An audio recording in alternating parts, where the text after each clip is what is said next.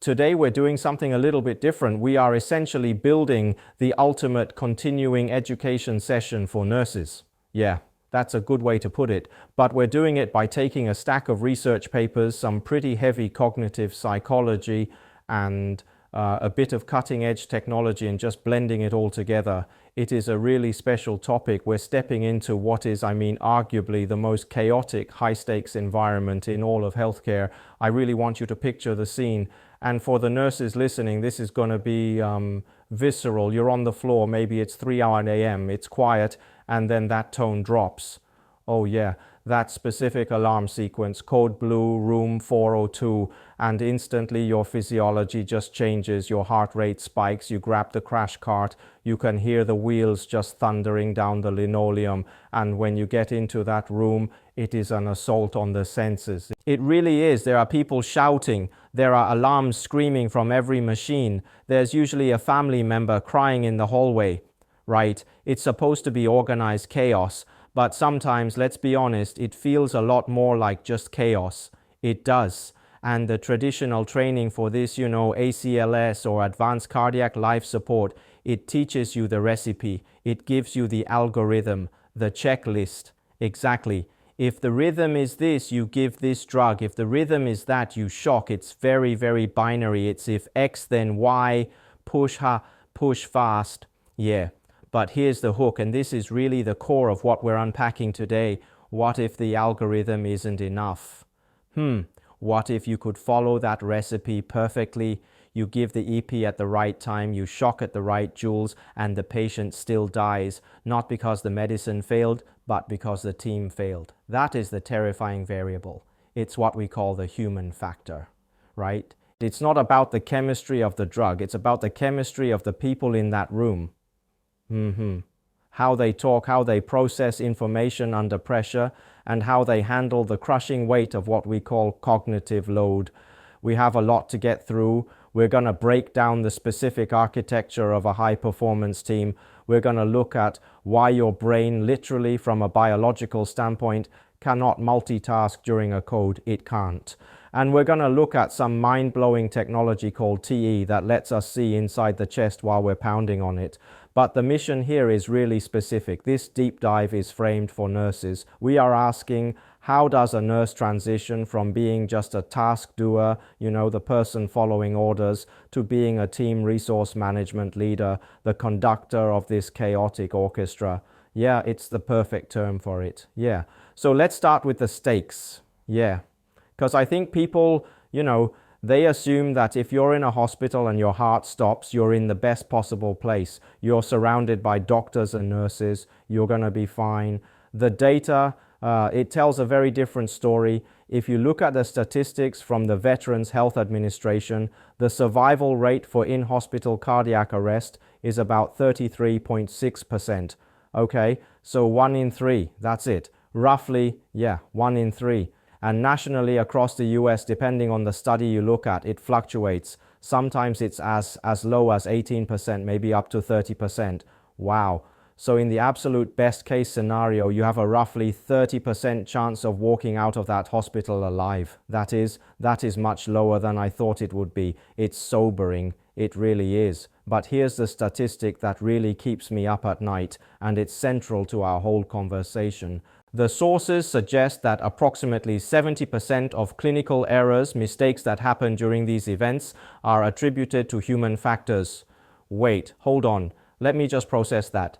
70%, 70, 7, 0. So we're not talking about we didn't have the right medicine or the equipment broke down, right? We're talking about we didn't talk to each other correctly, or we got distracted and didn't notice the problem in time. Exactly. It's communication breakdown. It's loss of situational awareness. It is leadership failure. It's the team as a unit disintegrating under pressure. That is actually wild if you think about it. It means the biggest threat to the patient often isn't their disease. It's the confusion of the very people who are trying to save them, which is exactly why we're here. Yeah. We aren't here to teach you how to dose epinephrine. If you're a nurse, you know that. We are here to teach you how to fix the 70%. Okay, so let's get into the solution. The sources talk about this concept of a high performance team. And they use this term TRM, Team Resource Management. Now, I know you love a good origin story. This didn't start in a hospital, did it? No, not at all. It started at 30,000 feet in aviation. Exactly. Back in the 1970s, the aviation industry had a crisis. Planes were literally falling out of the sky. But when they recovered the black boxes, the cockpit voice recorders, they found something deeply disturbing. What was that? The planes were fine, the engines were working, the hardware was perfect. So it wasn't a mechanical failure, rarely, okay. It was almost always human error, and more specifically, it was hierarchical error. Hierarchical error, what does that mean? It means you'd have a captain, usually this, ex-military godlike figure who was fixated on a single blinking light, maybe a landing gear indicator, just tunnel vision. Okay. Meanwhile, the co-pilot or the flight engineer notices they are, say, running out of fuel, but because of the strict military hierarchy of aviation back then, they were afraid to speak up. They were afraid to speak up, or if they did, they'd say something really meek like, Captain, are we thinking about the fuel? And the captain would just ignore them and they would fly a perfectly good airplane straight into the ground. That is just terrifying. Just silence in the cockpit while disaster is unfolding. It's exactly what it was. So they invented CRM, crew resource management. They flattened the hierarchy. They trained pilots to communicate assertively. They created protocols where anyone in the cockpit could call for a go-around or challenge a decision if they saw danger, and it worked. The result was stunning. Aviation accidents plummeted. It is now by far the safest form of travel in human history, and medicine looked at that and said, hey, we are crashing planes in the ER every single day. Pretty much we adopted it and we called it TRM, Team Resource Management. But here's the rub. Aviation has been refining this for 40 years. Medicine is still really just catching up. So let's visualize what this looks like in a code blue. The source material outlines something they call the resuscitation triangle. I want to really paint this picture because for a nurse or a med student, just knowing where to stand is half the battle. It is. The chaos often comes from crowding. People just swarm the bed. There's no structure, right? The resuscitation triangle imposes that structure. So imagine the patient is the center. The triangle is formed by the three people who are physically touching the patient or the immediate equipment, the hands-on roles. Okay, walk me through the points of the triangle. Who's at the first point? The compressor. This is the person doing the chest compressions. And we really need to spend a minute on this role because it is brutally hard work. It is pure manual labor. It's an intense athletic performance. You are compressing the chest 2 inches deep, 100 to 120 times a minute. I mean, try doing a perfect push-up every half a second for 2 solid minutes. And the sources are so specific about that 2-minute mark. Why? I mean, I've seen big, strong people, firefighters, orthopedic surgeons who say, I'm good, I can keep going. And that is the danger zone. The data is absolutely clear on this. The quality of compression, specifically the depth, starts to degrade significantly after about 90 seconds to 2 minutes. Okay. But here's the kicker. The compressor doesn't feel it. They think they're still pushing just as hard. Adrenaline is a heck of a drug. They feel strong, they feel powerful. But objectively, if you measure it, their compressions are getting shallow, and shallow compressions mean no blood to the brain, period. Because the rule has to be absolute. The rule in a high-performance team is non-negotiable. You swap every 2 minutes, even if you feel like Superman. No arguments. Okay, so that's the compressor. Who is at the second point of the triangle? The monitor defibrillator operator. This person is usually standing opposite the compressor. Their entire world is that screen and those pads. They're reading the rhythm, they're analyzing the rhythm. Is it VFib? Is it a systole? They are charging the machine for a shock, and that's a high stress role too, right? Because if you shock someone who shouldn't be shocked, or you fail to shock someone who needs it, that's on you. It's a huge responsibility. And they have to be the one to clear the bed. They are the ones with the loud voice shouting, clear, and doing that final visual sweep to make sure nobody is touching the patient. Okay, and the third point of this hands-on triangle, the airway manager. They are positioned at the head of the bed. They are managing the bag valve mask, getting a good seal over the mouth and nose, watching for chest rise with each breath. That's the triangle, the engine room, the people who are hands-on. Right, but an engine needs a steering wheel and a navigator. That brings us to the leadership roles. These are the hands-off roles, and I cannot stress this enough, hands-off. Why is that distinction so critically important? Why can't the leader also jump in and push on the chest? Because you cannot see the forest if you are chopping down a tree. It's that simple. But if you are doing compressions, your head is down. You are looking at the sternum, you are sweating, you are counting in your head. You cannot possibly see that the IV line has infiltrated and all the fluid is pumping into the mattress. You can't see the big picture. You can't see that the rhythm on the monitor has changed. You lose what we call global view. Situational awareness just evaporates. So the leadership roles, they have to stand back. They have to stand back. So you have the IV meds person, they're managing vascular access and drawing up the drugs. And then you have the timer recorder. Now I feel like the time recorder often gets treated like the low man on the totem pole, you know. Oh, you're just a scribe. But the sources argue this is actually a massive power position. It is absolutely a power position. Think of them as the team's external hard drive and its conscience. I like that. In a code, everyone's sense of time completely distorts.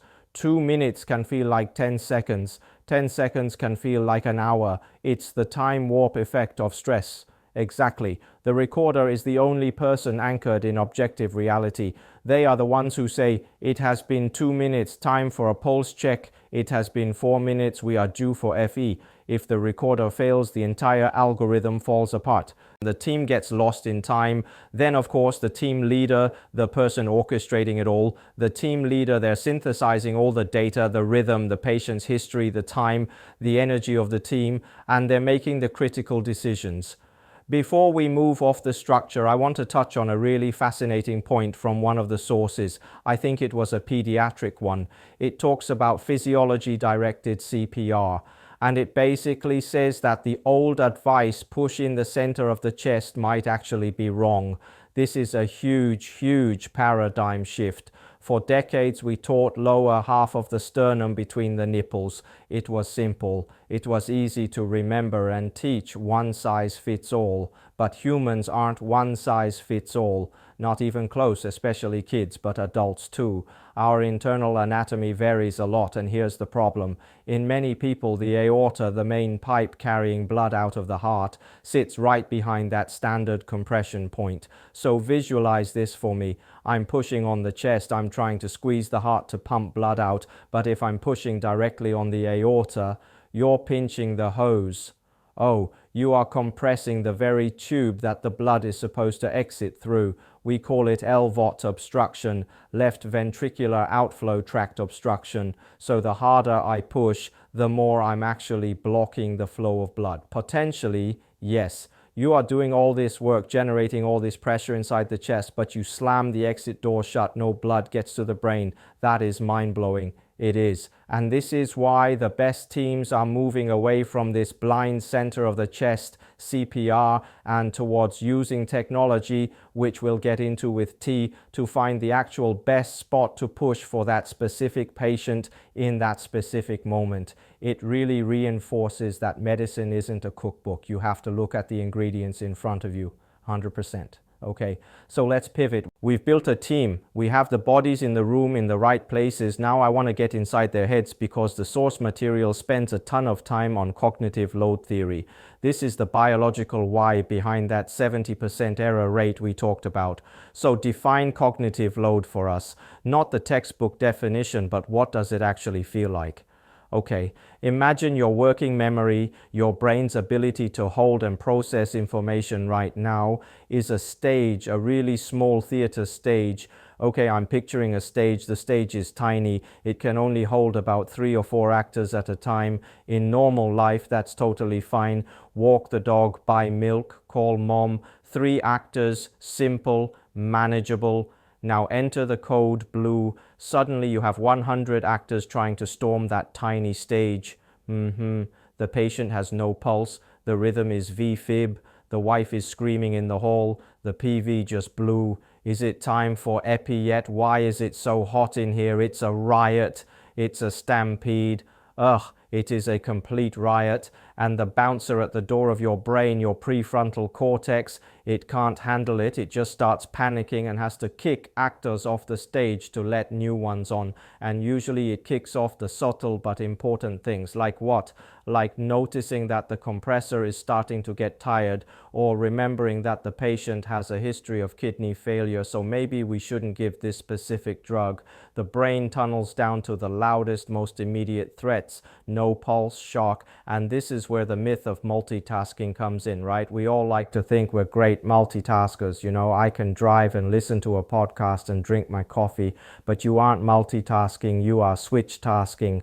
But your brain is flipping a single spotlight from the road to the coffee to the podcast back to the road. It happens in milliseconds, so it feels smooth, but every time you switch there's a metabolic cost.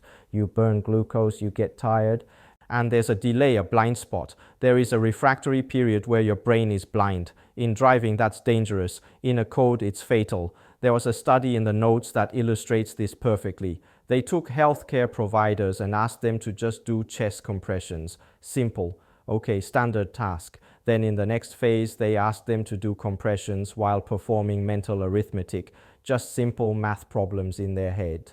And what happened to the CPR? It completely tanked. Specifically, the recoil, the part where you let the chest bounce all the way back up, it disappeared. The brain was so busy adding 7 plus 5 that it literally forgot to tell the hands to lift up off the chest. That is kind of embarrassing for our species, honestly, that we can't do basic math and push on a chest at the same time. It just shows the hard limit of our biological hardware. We are machines with a very limited bandwidth, so if the leader is overwhelmed, they're gonna make mistakes. The sources differentiate between novice thinking and expert thinking. They had to use virtual reality to study this, which is super cool. What did the VR show? It showed that novices, residents, new nurses, they use deductive reasoning. They're very linear. They are running a script in their head. Step 1, then step 2, then step 3, which works, I guess, if everything goes according to plan, right? But if something weird happens, if you get to step 2 and the patient turns purple, they freeze. They don't know how to deviate from the script. And they fixate. Yes. The eye tracking in the VR study was fascinating. It showed that novices just stare at the monitor. They are glued to that ECG line. They're watching the TV screen instead of the actual patient. Exactly. Experts are completely different. They use inductive reasoning. They're pattern matching. They walk in, they take a sniff of the air, they look at the patient's skin color, they look at the faces on their team, and they build a mental model almost instantly. This feels like a PE, or this looks like sepsis. And the sources mention this concept of front loading. What is that?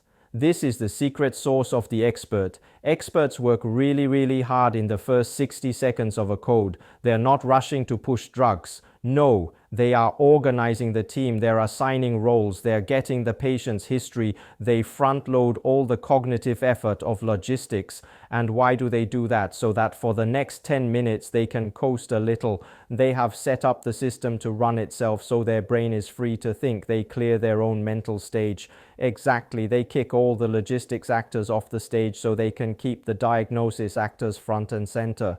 Which brings us to the solution proposed for nurses, because we can't just wait 20 years for every nurse to become a seasoned expert. We need a structural fix, and the proposal is distributed cognition. Distributed cognition sounds fancy, but it just means 2 heads are better than 1, especially if those heads are assigned different jobs. So explain the 2-leader model that the sources advocate for. In the traditional model, the doctor runs everything, the medicine, the CPR quality, the team logistics. They are massively overloaded, right? The TRM model proposes splitting that role. You have a medical leader who is usually the physician, and you have a TRM leader who is usually the most senior nurse in the room. Okay, so divide and conquer. What is the MD's job in this model? The MD is playing Sherlock Holmes. Their entire focus is on the medical mystery. Why did this 40-year-old suddenly arrest? Is it a massive clot? Is it a brain bleed? Is it a potassium overdose? They were thinking about the H's and T's, the reversible causes of arrest, and the nurse TRM leader, what's their focus? The nurse is the conductor. They are running the resuscitation itself. Their focus is purely logistical. Are the compressions deep enough? Are we swapping every 2 minutes? Is the IV patterned and working? Is the room too loud? Is the recorder marking the time accurately? I love this because it solves the stage problem we talked about. The doctor gets to clear their stage of logistics to focus on the pure medicine, and the nurse gets to clear their stage of worrying about the differential diagnosis to focus purely on the quality of the resuscitation. It's cognitive offloading. That's the term for it, and the studies that have looked at this show that when you implement this structure, the quality of CPR goes up, the time to defibrillation goes down, and the overall stress level and error rate for the entire team drops. It makes the nurse a true partner in the resuscitation, not just as subordinate following orders. Yeah, but we have to address this. This requires a huge culture shift. A massive one, yeah, because you are asking a nurse to potentially correct a doctor, right, in the middle of a crisis, to say, hey, stop what you are doing, and that is scary. There is a power dynamic, a hierarchy in medicine, whether we like to admit or not. The sources talk about fixation error. This is a classic trap that the nurse leader is supposed to prevent. Give us an example. It happens all the time. Let's say the patient has a really difficult airway. Maybe their throat is swollen and the doctor is trying to get the breathing tube and intubation. They're struggling. They try once, they fail, they try again, and the whole room gets quiet and just stares. Everyone stares. It's like watching a moth fly into a flame. You can't look away. They get closer. They're squinting. The whole room stops and is mesmerized by this one single task. And meanwhile, nobody's doing chest compressions. The patient has zero blood flow to their brain, but everyone is so fixated on the struggle for the airway that they forget the patient is, for all intents and purposes, dead without that blood flow. So the nurse TRM leader has to be the one to break that spell. Exactly. They have to be the person with the global view to say, hey, we have been off the chest for 10 seconds, resume compressions now, we can try the airway again in the next cycle. It takes guts. It takes guts, and it also takes specific trained language. We train teams to use closed loop communication to help with this. Yeah, it makes the communication formal and professional, which removes the personal sting of being corrected. Okay, let's role play that. Yeah. Because sometimes when I hear closed loop, it sounds like robots talking. But show us why it matters. I'll be the overwhelmed doctor, you be the clear-headed nurse leader. Sounds good. Go for it. Okay, just give some epi. Pause. See, right there. Give some epi. Who are you talking to? Me, the other nurse. How much is some? And when? Now. Okay, that's a share point. Let me try again. Hey, could you prepare 1 milligram of epinephrine? I am preparing 1 milligram of epinephrine, okay? Go ahead and administer it. Administering 1 milligram of epinephrine now. The 1 milligram of epinephrine is in. Okay, it does sound a bit like NASA mission control. The Eagle has landed. It does, but notice what happened there. I told you I was preparing it, so you knew the task was started. Then I told you I was giving it. Then, crucially, I told you it was in. There is zero ambiguity, right? In a noisy room, if I just quietly inject it, you might turn around 2 minutes later and scream, why haven't we given the epi yet? And then we accidentally give a second, potentially fatal double dose. Exactly. Closed loop prevents the double dose. It prevents the missed dose. It keeps everyone on the exact same mental page. Speaking of mental pages, I love the reference in the notes to the Hunt for Red October. Plan, anticipate contingencies. Brief. It's this concept of this shared mental model, right? It's the Russian submarine captain analogy. If the captain decides to turn the submarine hard to the left, but he doesn't tell the crew why he's doing it, the crew might fight the turn, or they might not prepare the torpedoes on the correct side. They aren't in sync. So in a code, the leader has to constantly broadcast what's in their brain. Yes. Every few minutes, there should be a recap, a summary statement out loud to the whole room. Something like, okay team, listen up. We are in cycle 3. We have shocked twice. We have given 300 milligrams of amiodarone. We are still in VFib.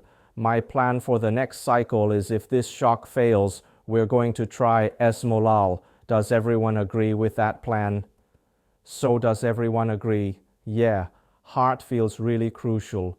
It's an invitation. It creates psychological safety.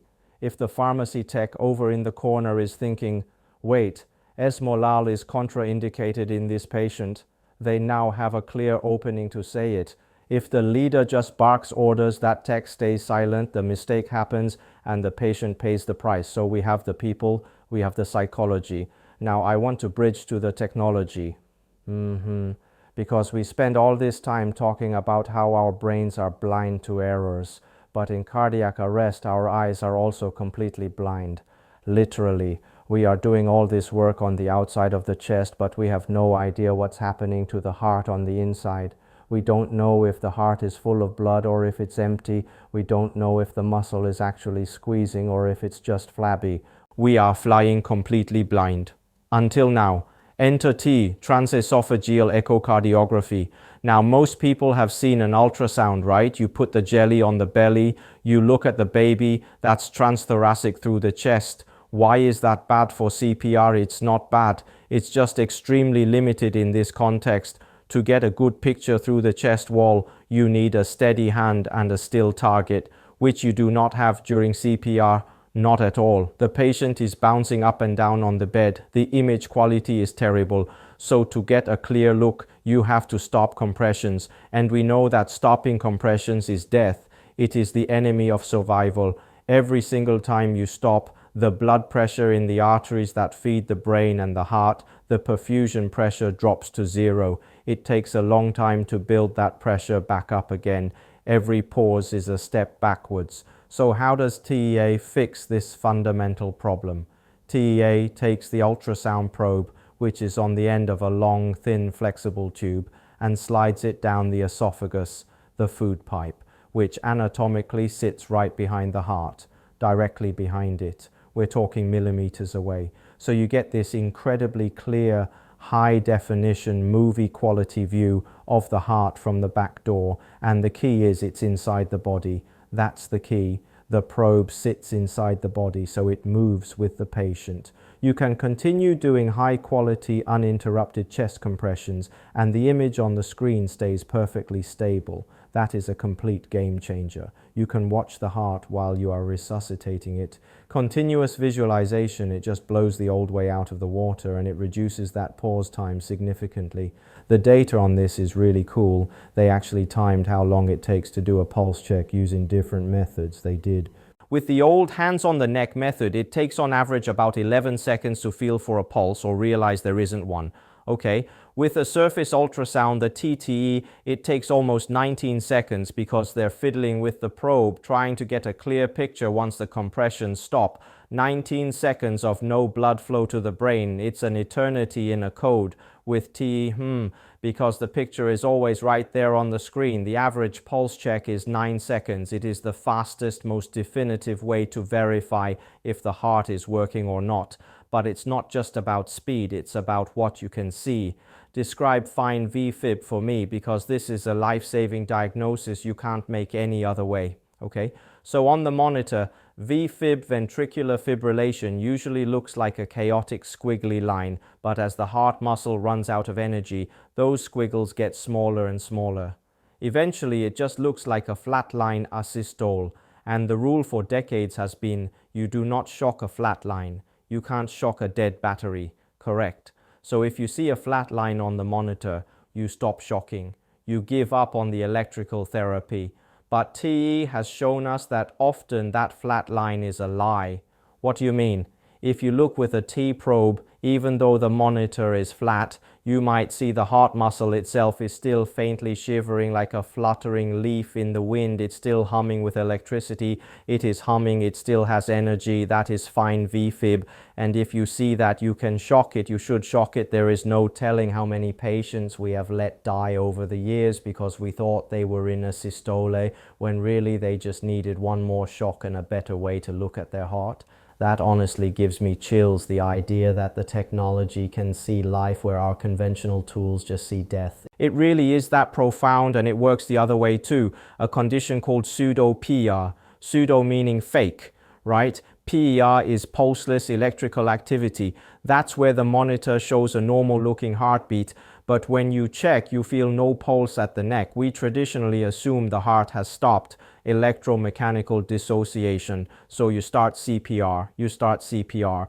But TE shows that in many of these cases, the heart is squeezing, it is beating, it's just not strong enough for us to feel a pulse. Exactly, it's in a state of profound shock. And if the heart is still beating on its own, pounding on it with chest compressions, might actually be harmful. It could bruise or damage the muscle. What that patient needs isn't CPR. They need powerful vasopressors. They need drugs to clamp down their blood vessels to raise the pressure. TE tells you that instantly.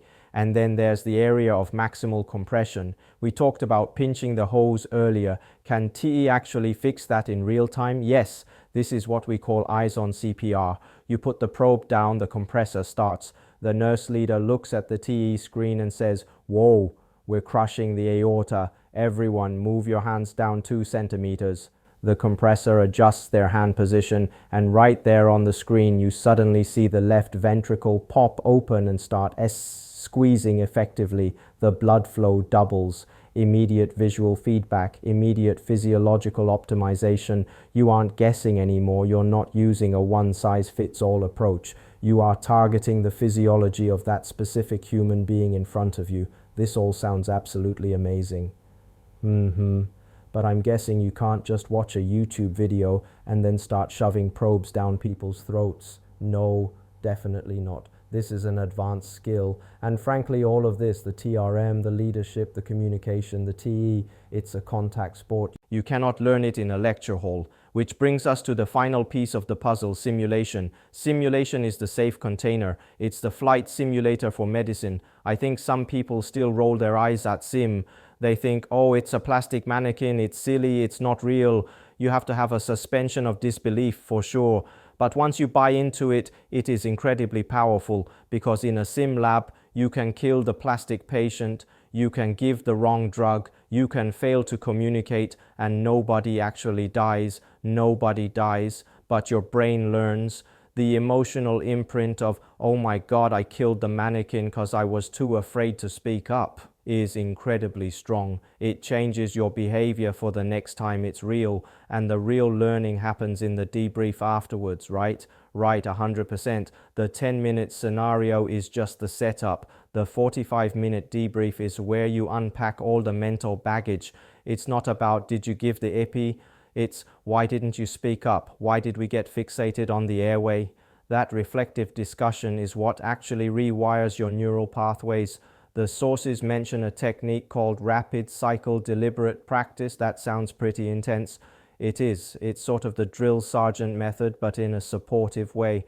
Instead of waiting until the end of the scenario, if you make a critical mistake, say you pause compressions for too long, the instructor yells, cut, stop, like rewinding a tape. Exactly. You just paused for 15 seconds. That's not acceptable. Why did that happen? Okay, let's reset, go again. And you do it again and again right then and there. You do it until you get it right. It builds that crucial muscle memory under pressure. One last thing from the sim research, the eye tracking. We mentioned it briefly with the novices, but I just love the idea that we can actually measure situational awareness. It turns this, abstract concept into hard data. We can generate a heat map of where the team leader looked during the simulation. Did they look at the patient, the team members, the clock, the monitor, and the experts' heat maps look different from the novices?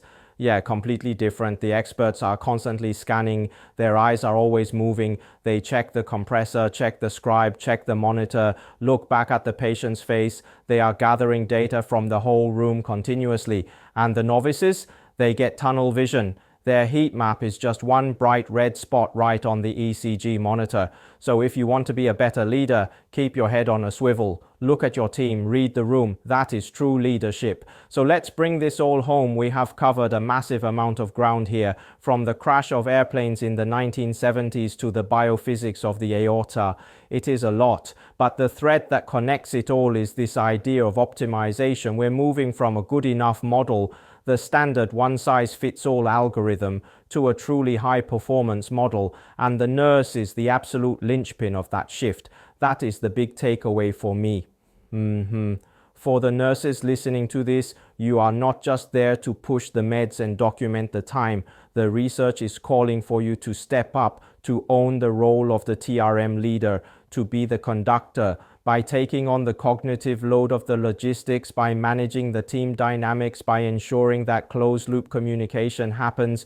You are freeing up the physician to solve the complex medical puzzle. And together, that dual leadership model is what saves lives. It transforms a group of skilled individuals into a single high-performance team. Exactly. I want to leave everyone with a final thought to chew on. We talked about how standard CPR might be crushing the aorta. We talked about how standard monitoring misses fine VFib, right, the old ways. So if we know that the standard way often misses the mark, and we know that relying on one overloaded human brain causes predictable fatal errors, is it still ethical to keep doing it the old way? That's the uncomfortable question, isn't it? If we have the tools, TE, TRM, high fidelity simulation, don't we have a moral and ethical obligation to use them? Innovation isn't just about cool new gadgets. It's about the ethics of doing the absolute best we can with what we know.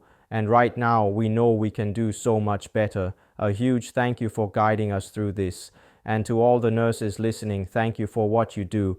Hopefully this gives you some new tools for your toolbox the next time that alarm goes off. Stay safe out there. Thanks for listening to the deep dive. We'll see you next time.